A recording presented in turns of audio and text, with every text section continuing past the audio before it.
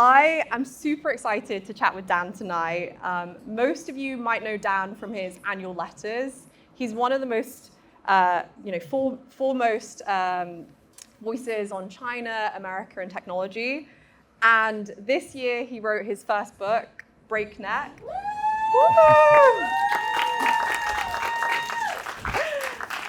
Which has sparked a huge debate about the US and China and what they're really trying to build. Tonight, we're going to be covering three main topics. We're going to be talking about Dan the writer, so how he developed the voice and why he wanted to put his ideas into a book. Then we're going to move on to kind of the core argument of the book about how the US and China build differently and how those visions shape institutions, speed, and talent. And then finally, we're going to look to the future and kind of see what Dan views as cooperation or coexistence in the world we live today. So I want to start by asking you a question. In the book, you talk about how your mom was kind of able to kind of give you feedback or like discuss feedback around being on TV shows and presentations. You've been on a lot of podcasts recently. How are you feeling for tonight? Lisa, in the hands of a pro like you, I'm feeling great. Now, what I will say is that I wasn't feeling very good when my mother caught me out. I was on Morning Joe on MSNBC about 10 days ago. And my mom, after I was on live TV, if you're ever on live TV, it's a terribly uncomfortable experience. You're looking basically directly into a camera. Often you have no screen really to look into. They put an earpiece into you such that you can barely hear the hosts. And my mom called me afterwards and said, "Son, you look terrible. What was going on?" And my mother can say this because she was a professional television TV anchor, and she knew of what you spoke. But Lisa, I think in your good hands, I shall be quite all right. I love that. So I know a lot has been covered about Breakneck, kind of exploring the engineering society and the lawyerly society. I want to start more exploring about your decision to write a book. So you've been writing your annual essays for many years, and why in this moment did you decide that actually a book was the best medium for communicating your message? I think there is, we've just spent the last 45 minutes listening to this wonderful discussion about craft from Ivan. And I think it is just an important thing to be able to figure out something that could be craft-worthy and really try to spend a lot of time building up your craft, embodying it as practice, and trying to create a beautiful project out of it. And that's something I got out of the discussion with Ivan. And something that I find quite wonderful about books in general is that what you're creating is a totemic object in which you're able to start handing these things out to various people. And there's something very strange about a piece of writing on the internet where, if you have a piece of writing that is put out in a beautifully formatted, mobile optimized design that you read on your phone, sometimes it's not quite as valuable as a totally unoptimized PDF that people like to send around. And so I think there is still something very strange about this sense of, we're just passing off pieces of paper that's quite important. Now, I'll say that I've always been a reader. I've always been reading books. I've loved books throughout my entire life. And I always thought that, part of my craft is to try to write a lot. I try to think about, what are the important things that it's not quite communicated correctly that we should be getting out there. And I was thinking about Breakneck especially because I was living in China between 2017 to 2023. I had been working in Silicon Valley before. And I thought that what China was doing was rather quite interesting. And it turned out that I was living through the first Trump administration's trade war with China, something that quickly morphed into a technology war. I was living through a period of greater political consolidation, greater repression under Xi Jinping. I was feeling that China was a very strange place. And the centerpiece of my experience was the zero COVID pandemic, throughout which I was more or less entirely stuck for 3 years in China. And after all of that, I thought, well, maybe there's a story to be told about all of this. And the story that I came up with was the engineering state as well as the lawyerly society. And throughout the book, you kind of go beyond just kind of that framework. You weave a lot of your own personal analysis and kind of experience within the book. And I was talking to Noah before this event, and he was like, did you see that style? Because it's a very unique way in which you write the book, which is essentially very deep historical analysis coupled with personal anecdotes and your own family history, exploring kind of the journey from China to America and kind of that immigrant story. So I'm curious, had you seen that style before, or was that something that felt like most natural to you and to write in that way? Yeah, I think the part of I'm now approximate to a lot of academics. I'm a fellow at the Hoover Institution. And when I had some manuscript workshops with academic folks, often they were very confused about which register I was working in. Some people said that I was writing in something like data analysis. Some people said that I was doing something more like literary memoir. Some of this was, some of this was more technical and some of this was more personal. And I think in my defense, this is the only way that I know how to write. I don't want to be purely a data analyst. I'm not a historian, I'm not a lawyer, I just play one on TV. And so I think the important thing is just to write your own style. I didn't get the pedagogical training to be anything like a historian. And so I thought that the way to it's really important to try to make everything come alive as well as possible. And so maybe let me give you one particular choice of writing that I thought that I managed to see that I was quite proud of. So China built its very first highway in 1993. This was rather late. And then 18 years later, China had built a highway system that was the length of America's interstate highway system. And one could simply write that as a bald fact, that China built an America's worth of highways over 18 years.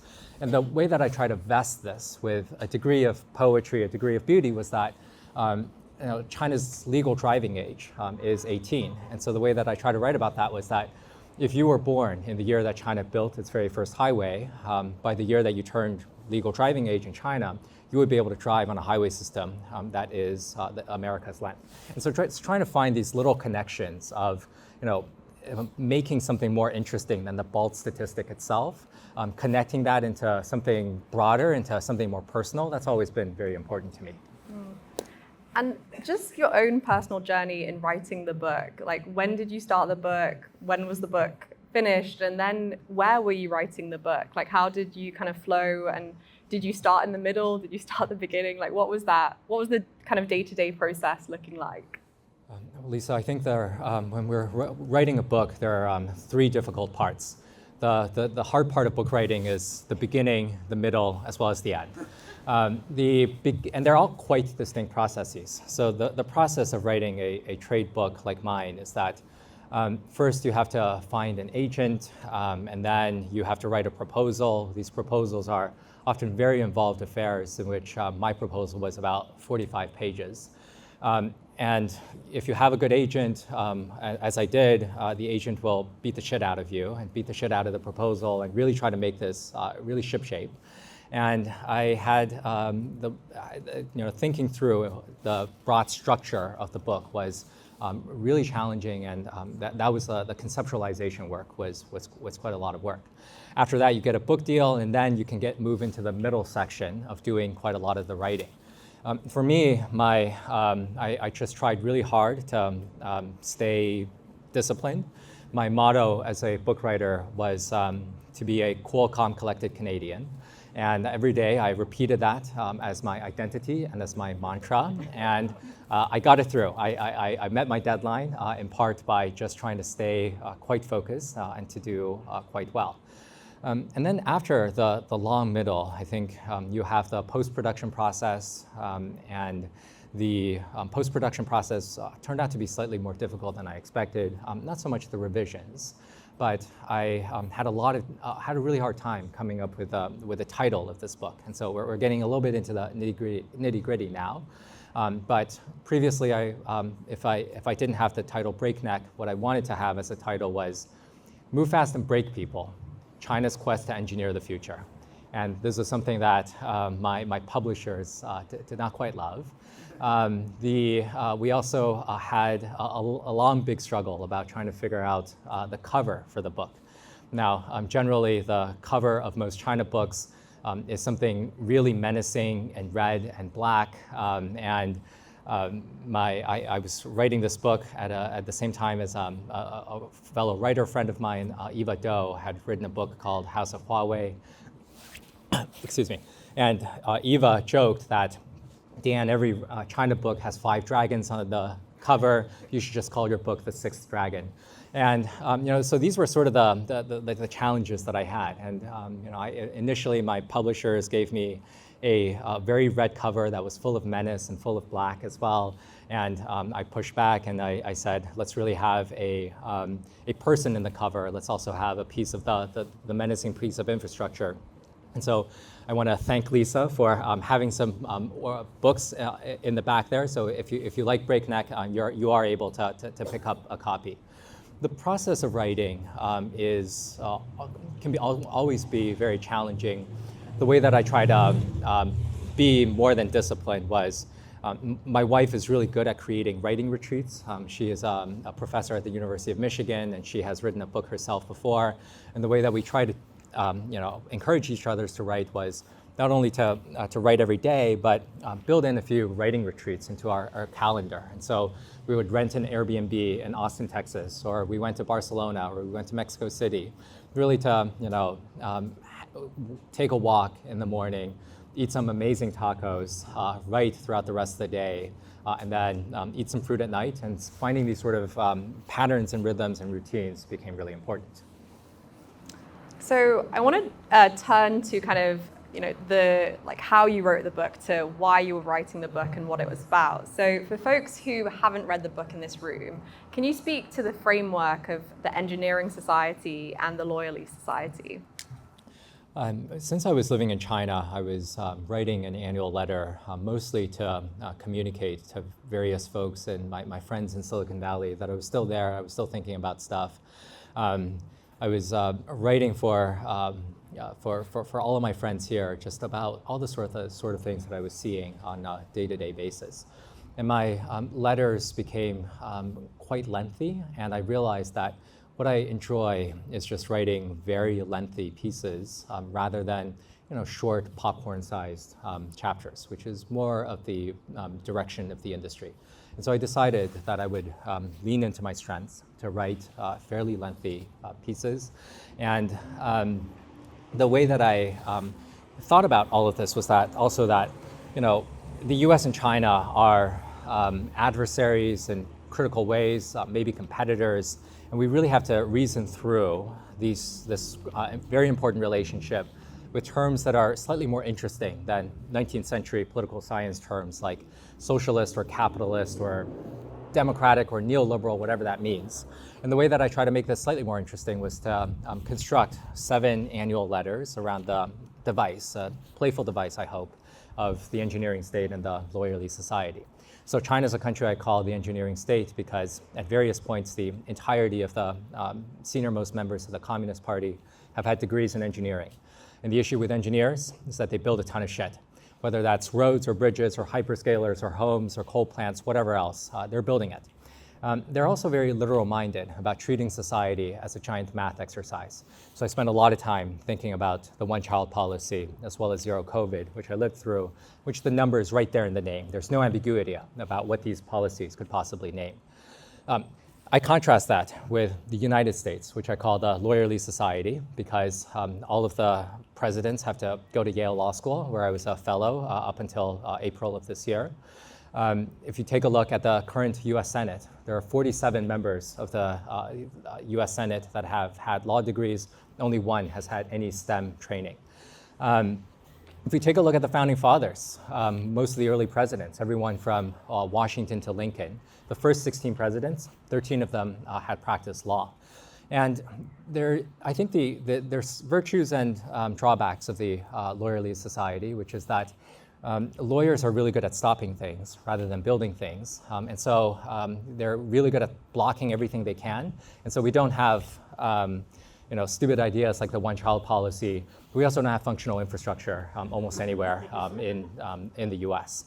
And the last week I was taking the train down from New York City to Washington, D.C. to speak at the Abundance Conference. And the Acela train, if anyone has ever ridden it, it's quite a fine train system. It's a little bit slow. On the train, I saw the news that Acela was getting an upgrade. There's going to be a new class of trains, and I got very excited about that. It turns out that once you actually read the news article, the new class of trains is going to be 11 minutes slower than the current generation of trains. And so, it feels really strange to me that at a first approximation, again, that we're moving slower and slower. Now, Lisa, because you come from the UK, I feel like we are able to make a slight dig at that country we call the puny civilization. Always in Silicon Valley, digs at England. As bad as the Lawyerly Society is, I think we're not as bad as the PPE Society over in the UK, the Politics, Philosophy, and Economics Society, where all the prime ministers not only all study PPE at the University of Oxford, they all study PPE at Balliol College at the University of Oxford. And this is truly the country that cannot build the rail or the high-speed rail systems. What do you think? Did you study PPE at Oxford, or was it something else? I actually didn't study PPE, so I don't want to be... Thank goodness. Yeah, but yes, that's true. I studied history, so almost, but not quite. So I guess one of the questions I have is around this framework of engineering and lawyerly society.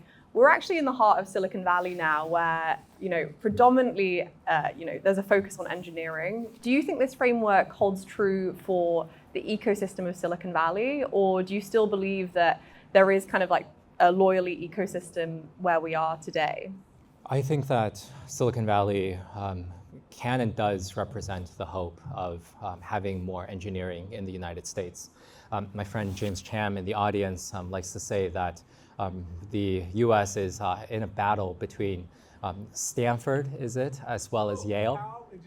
Cal engineers, as well as the Yale Law School. And so I think right now, unfortunately, the Yale Law School is kicking Cal engineering's ass. Yale is winning, unfortunately, at the moment. I think that there was a tremendous missed opportunity when Elon was co-president to have built some great engineering projects when he was part of the White House.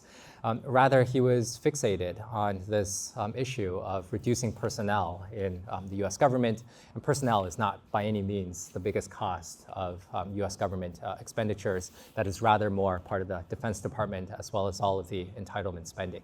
What I'd really hoped was for Elon Musk to take on the tradition of someone like Hyman Rickover, the father of the nuclear navy, someone like Robert Moses, the urban planner in New York City, who took it upon themselves, now without tremendous flaws, to build quite a lot of big projects within the government, as the US government did with something like the Apollo mission, as well as the Manhattan Project.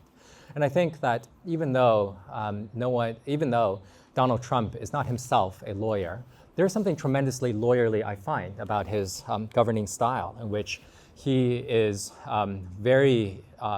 we cannot take a look at Donald Trump's business career and not find a trail of lawsuits throughout his entire career. Trump has sued absolutely everyone. He has sued his business partners, he has sued his political opponents, he has sued his former lawyers. There is a lawyerly style in which he is often trying to intimidate and often trying to fling accusations left and right.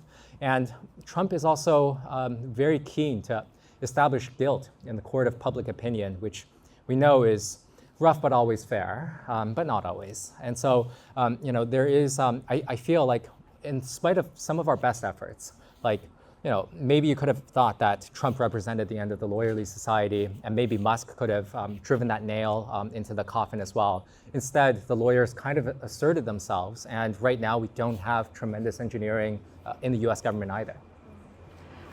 I want to kind of extend this to understanding what both of these societies believe technology is for. So you kind of, in your book, you explore a lot about what China's building, what America is not actually building.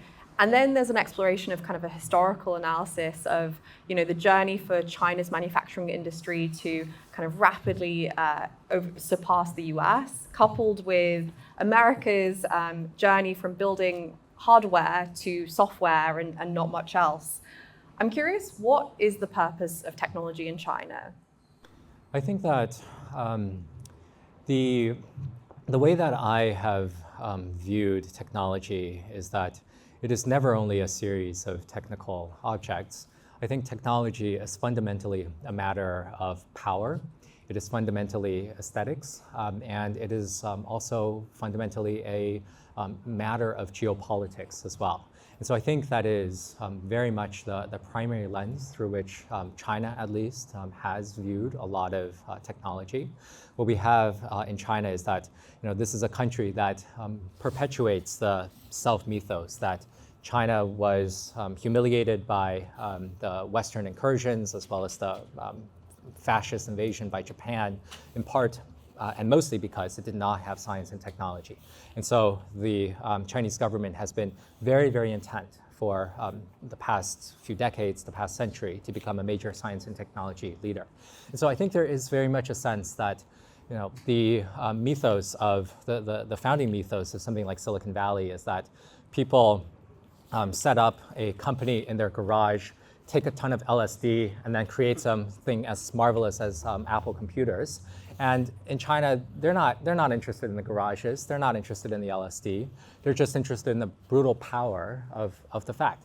And something that I've always kind of appreciated with that kind of sense of determination to win is that they just really, really want to have all sorts of technology. They really want to dominate every aspect of it. And I think the other point that I often come back to between the US and China is that the US and China are both countries that have not only conceptions of what technology ought to be like, they have conceptions of the future. They are very much future-driven places. And I feel I spent most of the last 2 months in Europe, and walking around Europe, it still doesn't really feel like they have a keen sense of urgency about what are the stakes that they need to get a lot better. Only the Chinese and the Americans are, I believe, most of the only 2 countries in the world that really have a conception of the future, that they really want to drive towards it. And that is why, again, we have to, this is why I keep this relationship very centrally in my mind. On that, you talk about America in your book around, this move to consumer applications. This is where kind of Silicon Valley has poured its attention for the last 20 years. What do you think America's vision for technology is now? Well, I think a lot of, I'm not sure that there is a single American vision of technology, and maybe it's right for there not to be. When I left Silicon Valley in 2015, in 2016, what was most important here in Silicon Valley were a lot of consumer internet platforms. It was a lot of cryptocurrencies. We didn't even really get into B2B SaaS yet. That was how primitive that we felt at the time. And right now, there is a lot of excitement still about cryptocurrencies and consumer internet, and that is all fine and valid. But there is also the strain of thinking a lot about artificial intelligence, and also of there's a growing national security consciousness of trying to increase spending in defense as well. And so maybe the strength of America is that there is no single dominant trend. China is much more intent on winning as it defines it. And so they too tend to be much more narrowly focused. They tend to be much more government driven. But I think there is no way, and there shouldn't be any way, for California to copy exactly that approach either. So what are the lessons for America to learn from the engineering state, and what are the lessons for the loyalty state to learn from China? Yeah, so I think what is really important in my book is that I think that both the US and China are critically important, and both of them get so much wrong. They are making enormous mistakes 3 times a day before breakfast. And how can we ever look at either government and feel like they are any good at all? So a lot of what I really want to believe is that I think that the US should be maybe 20% more engineering minded. We don't have to get to China. Let's get to something like French or Spanish or Japanese levels of infrastructure build out, and that would be will be at 1/8 the levels of New York or California, and that would be really, really good. And so I think the US should need 20% more engineering. And one of the things that I find I'm a little bit puzzled by is that, the infrastructure and so much of the urban landscape in the US works so poorly, and yet, people are kind of just putting up with it, and they're quite okay with it. California high-speed rail was authorized by referendum about 17 years ago when California voters approved that we needed a high-speed rail between San Francisco and Los Angeles. Right now, it's been 17 years after that referendum passed. How many people have actually taken this high-speed rail line? The answer is 0, because the first segment will not be built until between 2030 and 2033. How many heads have rolled over that? Basically nothing. BART doesn't work very well. New York subway works somewhat better, but it is still, these trains are screechingly loud and have all sorts of problems as well. And it is very confusing that San Francisco spends so much on trying to house the homeless, and yet we get so little for our spending. And so what is it about this country that we're not really able to improve on all of the things that all of us want to see? And I really wish that China wouldn't be only 20% more lawyerly focused. I wish that China could be 50% more lawyerly. I wish that the Chinese state will learn one day to actually respect individual rights. I wish that it would actually respect the creative impulses of its people. I spend a lot of time hanging out with younger Chinese, and I feel like they are no less funny, they are no less into the memes as the youngsters here in California or in the US. They're, the memes arms race is real, and the Chinese are no slouch here. And so what I would really like to see is for the Chinese state really to respect that and not to try to strangle so many of their impulses all the time. And on that very optimistic message, I want to kind of move towards Q&A. Thank you so much for this conversation. I'm sure we're going to have lots of questions, so we'll move to AJ. Hi.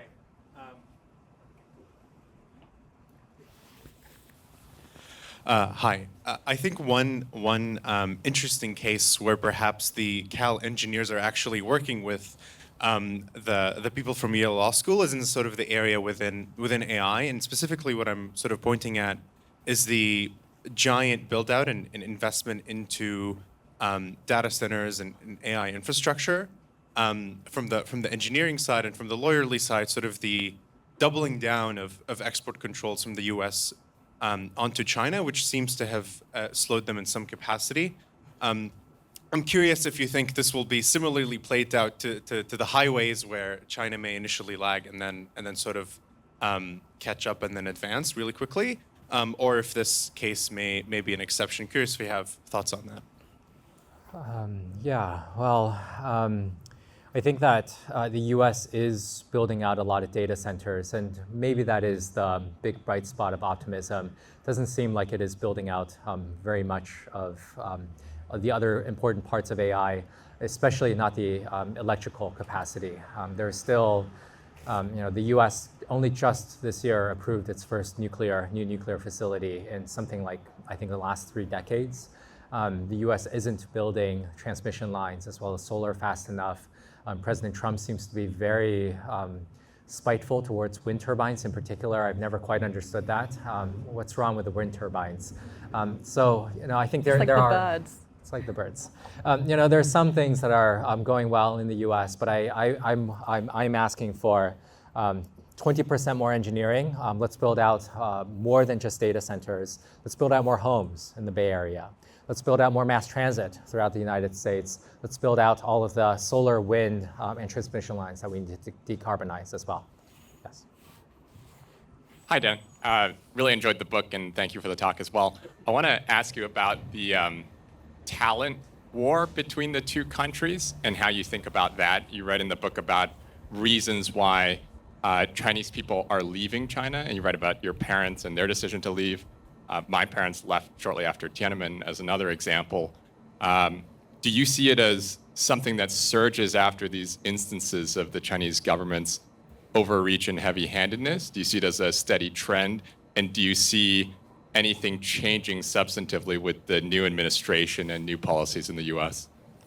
I think the single biggest factor that I am pretty bearish about China in the longer term is that so many people are very eager to leave.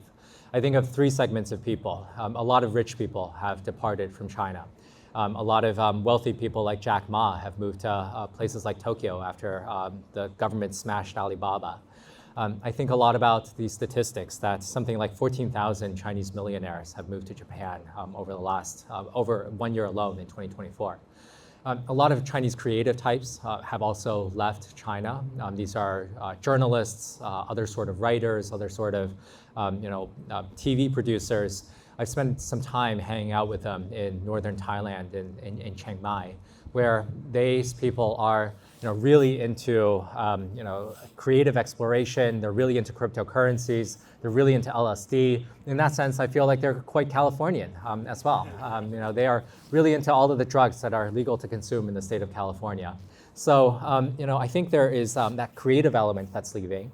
And the single most surprising thing that I've learned about China over the last a couple of years is that there are many migrants who have decided to fly to Ecuador, where this country of Ecuador doesn't demand a visa from Chinese nationals, and then they walk across to the southwestern border. And this became a political issue in 2024.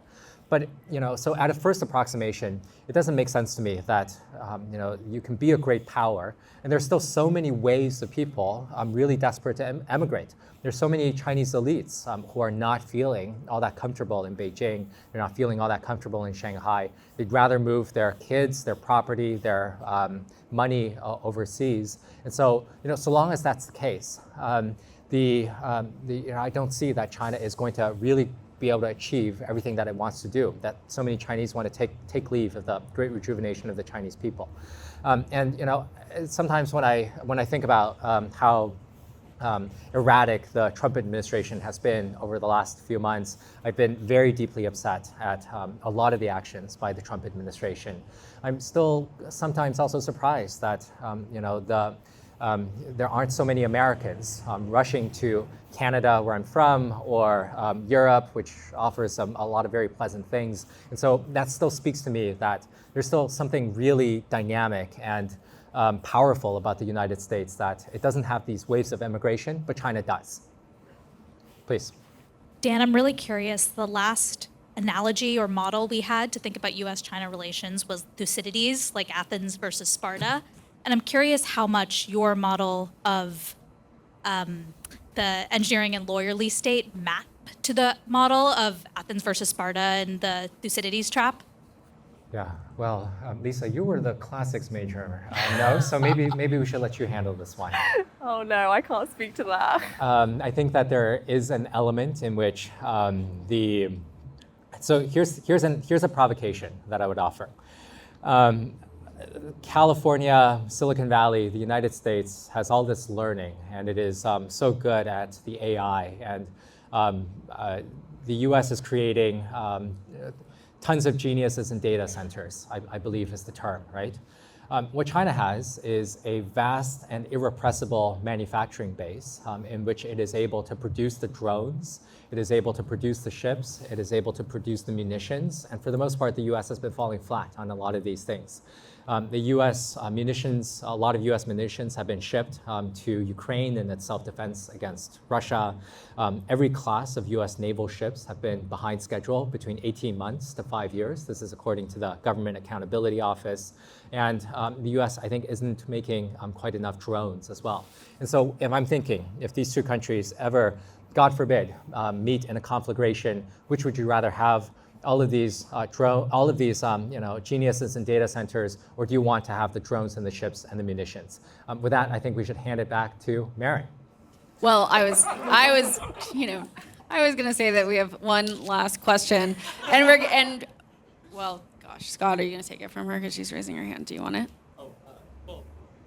We're going to give it to Scott because Scott's a resident, so he gets it. No, but I feel bad that the last question is a question about Europe, which is, I was curious, you were kind of roasting the UK subtly earlier, and I feel like the framing is largely like the U.S. and China are kind of, the only hope for the future of humanity in some ways in terms of actually building stuff. And I was wondering, where did you see Europe fitting into the engineering versus loyalty framework? Because I feel like in a way Europe does build sometimes, like selectively, like they have an amazing high-speed rail network, for example. And I was just curious how you thought about that. In my very first page of my book, Europe is a region I call as embodying the mausoleum economy. Really beautiful museums, feels kind of dead to me. And so I think this, I think the issue I feel with Europe, and after having spent 2 months again in Europe, mostly between Austria as well as Copenhagen in Denmark, is that I wondered whether Europe might be the answer, and I think after spending 2 months, I think the answer is no. I think the issues with Europe is that they really are super sniffy about embracing Silicon Valley practices. They still view themselves as being so much superior in all sorts of ways to Americans. And there's something, they are mostly rejecting dynamism, and what I worry is that on the one hand, they will be deindustrialized by China because the Chinese are already making machine tools as well as automotives that are better than the Germans. On the other hand, they're going to be threatened by the growth of American services companies. When I was in Copenhagen, there's one standout Danish company over the past few decades, over the past few years, that's been Novo Nordisk, that's been giving us Ozempic. That's been an amazing thing, but Novo Nordisk hasn't done very well. When I was in Copenhagen, Novo Nordisk's share price fell by about 30%, in part because of competition from America's Eli Lilly. They fired the CEO, and the whole town was down for quite a while. And so, I think the challenge with Europe is that they'll be deindustrialized by the Chinese, they'll be outcompeted by the Americans, and as the economy weakens, I don't believe the politics will get better. And so, I still feel very much that the future will be decided by the battle for freedom will be won or lost in America, or will not be won or lost at all. Thank you very much.